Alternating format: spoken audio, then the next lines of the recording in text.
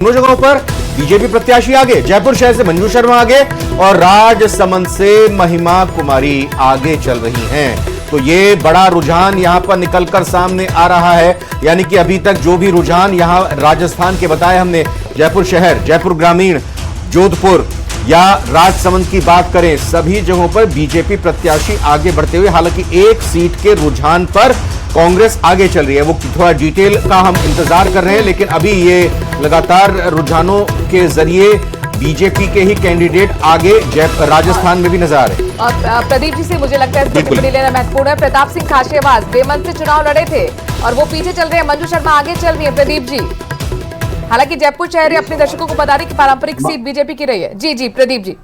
Party का अधिकृत प्रत्याशी माननीय बेमन में चुनाव लड़ने की बात नहीं करता। सवाल वही है कि उन्होंने अपनी विलिंगनेस से चुनाव लड़ा, ऐसा नहीं है। उनको जब दिया गया था तो उन्होंने शायद स्वीकार करते, इस चैलेंज को स्वीकार किया था, उन्होंने कहा भी था। पर सवाल यही है कि चुनाव परिणाम आने के बाद उसकी व्याख्या उसके परिणाम के अनुसार की जाती है। अब सवाल यही है कि अगर मान लीजिए चुनाव में हार जीत होती है, आज भी 543 चुनाव क्षेत्र में मतगणना हो रही है, आप देखिए कोई न कोई तो आगे पीछे होगा ही, तो किसी भी सीट पे तो बराबर नहीं होता है, ये आगे पीछे पहले चलता रहता है। लेकिन सवाल यही है कि मतगणना का ट्रेंड जब आधे से अधिक वोट हो जाएंगे, उसके बाद परिणामों का एक ट्रेंड शुरू होगा।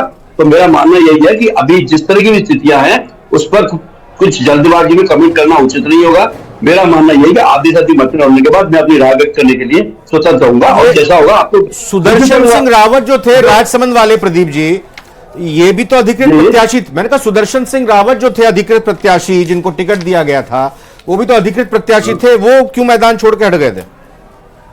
देखिए, कुछ लोग होते हैं कि पहले तो रेस में आगे बढ़ते हैं, लेकिन जब उनको कुछ मौका पर व्यवस्था मिलती है या उनको कोई प्रलोभन दिए जाते हैं तो वे दगा कर जाते हैं। ऐसे बहुत सारे लोग हैं। प्रलोभन में बड़े आते हैं, प्रलोभन में बड़े आते हैं नेता आपके। ज्यादा ही है तो अभी थोड़ी देर इंतजार करो ना, थोड़ी देर इंतजार करो, सब सामने आता है। तो मतलब पूरी कॉन्फिडेंट है मैम आप? जयपुर की जनता ने जयपुर के बेटे को बहुत मौका दिया, बेटी पहली बार मांग रही है, उसको मिलेगा। तो मतलब कॉन्फिडेंट तो है बिल्कुल 100%। विधानसभा से तो मैम पीछे चल रही है आप, सिविल लाइन से अभी पूरी हो गई क्या काउंटिंग? काउंटिंग पूरी हो गई क्या भाई? तो पूरा रिजल्ट आने दो। ठीक है, तो ये मंजू शर्मा है और एक एक काउंटिंग सेंटर पर जा रही है। इस समय सिविल लाइन काउंटिंग सेंटर पर पहुंची है और बहुत आशान्वित नजर आ रही है। कह रही है लाखों वोट से जो है इस बार उनकी काउंटिंग शुरू हो गई है। एक तरह से वो आपने देखा कि सभी जगह काउंटिंग 8 बजे शुरू कर दी। स्कैनिंग सर्विस वोटर्स में 2 कार्य होते हैं, एक पहले स्कैन करते हैं, देखते हैं कि डुप्लीकेट तो नहीं है, क्योंकि वो ऑनलाइन आया हुआ है, ऑनलाइन गया था और ऑफलाइन आया है, तो उसमें चेकिंग होती है। उसके बाद जैसे ही स्कैनिंग खत्म होगी वो भी पोस्टल वैलिड अनवैलिड कैसे पता पड़ पाएगा इस जो स्कैनिंग होगी इसमें? वो उसका कोड है, उसमें से पता चल जाता है कि ये एक ही कोड के हैं, ये अलग अलग 2 बार यूज किया गया है, तो उसको हम लोग तीनों लिफाफे में चेक करते हैं, CAB बोलते हैं। तो उसके आधार पर हम देखते हैं कि पहले लिफाफे में, दूसरे लिफाफे में घोषणा पत्र है, तीसरे में उसका वोट है, B में, और A में घोषणा पत्र है, और C में उसका कवर है। तो इस तरह से चेक किया जाता है एक एक कर्मचारियों द्वारा, और स्कैनर से लगे हुए हैं, उनसे हम लोग QR कोड से स्कैन करते हैं।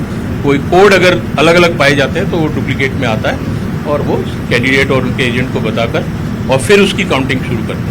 तो इसके साथ EVM की भी काउंटिंग जो है वो 8:30 बजे शुरू, 8:30 बजे पैरेलल काउंटिंग चलेगी। वो EVM के कमरे अलग है, तो उसमें हमने 2713 टेबलें लगाई हैं और उसके 235 कमरे अलग हैं।